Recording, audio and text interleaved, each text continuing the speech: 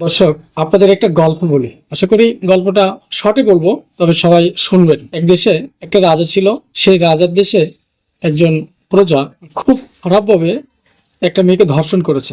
যথারীতি রাজার কাছে নালিশ করা হলো। নালিশ করার পরে রাজা তার শাস্তির জন্য, সে যে গর্হিত কাজ করেছে এই কাজের জন্য তাকে শাস্তি দিতে চাই। এখন তাকে কি শাস্তি দেওয়া হবে এটা হচ্ছে আপনারা নির্ধারণ করবেন। তো এখন জনগণ কি করবেন, তাকে কি সাজা দিবেন সেটা হচ্ছে আপনি নির্ধারণ করেন। বলছে যে আমি নির্ধারণ করব না, আমি প্রস্তাব করব, তোমরা হচ্ছে সমর্থন করবা।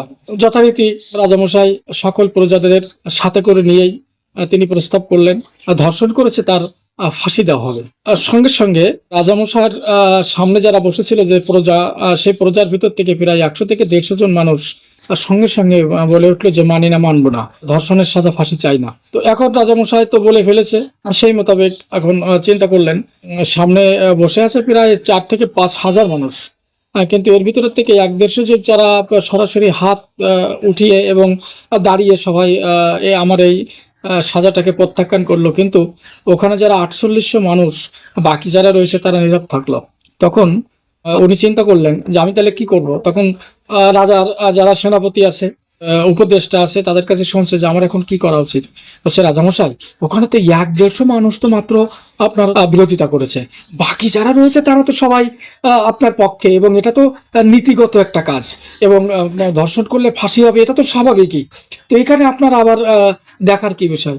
তখন রাজামশাই বলছে, দেখো, ওখানে নীরবভাবে যে 4800 জন মানুষ আছে, তারা কিন্তু কেউ হাত নেড়ে জানাচ্ছে না যে আপনি ঠিক আছেন। অথচ যারাই চায় না, অর্থাৎ যারা এই ধর্ষণের সাথে সম্পৃক্ত, যারা এই ধর্ষণকে সাপোর্ট করে, সেই 1-150 জন কিন্তু একসাথে তারা চিৎকার করতে পারছে। অতএব দেখো, রাজ্য চালাতে গেলে মৌন সমর্থনের কোনো দাম নেই, এখানে সরাসরি সমর্থন করতে হয়। এখন সরাসরি যেহেতু সমর্থন করেছে, আর যারা নীরব রেখেছে, তাহলে নীরব থাকুক। নীরব থেকে ধর্ষণের সাজা তাহলে আমি মৃত্যুদণ্ড না দিয়ে বরং তাদেরকে পুরস্কৃত করি। তাহলে দেখবা যে একটা সময় এই নীরব আছে এবং নীরব মানুষগুলো আছে, তখন দেখো প্রত্যেকটার ঘরে যখন ধর্ষণ হবে, তখন সবাই চিৎকার করে আবার বলবে ধর্ষণের শাস্তি, ফাঁসি চাই। তখন আর নীরব থাকবে না।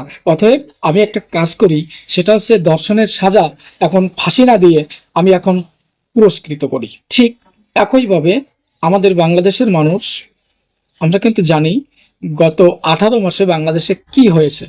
তথাপিও এই শান্তিপ্রিয় মানুষগুলো চুপ করে আছে বলেই এই যে মাত্র হাতে গোনা কিছু মানুষ, তারা কিন্তু প্রশ্রয় পাচ্ছে, এবং তাদের কথা মতন পুলিশ প্রশাসন বলেন, যাই বলেন, তাদের কথা মতন কিন্তু চলতে হচ্ছে। এখানে দোষটা কার? এখানে দোষটা নীরব থাকা এই সাধারণ মানুষের।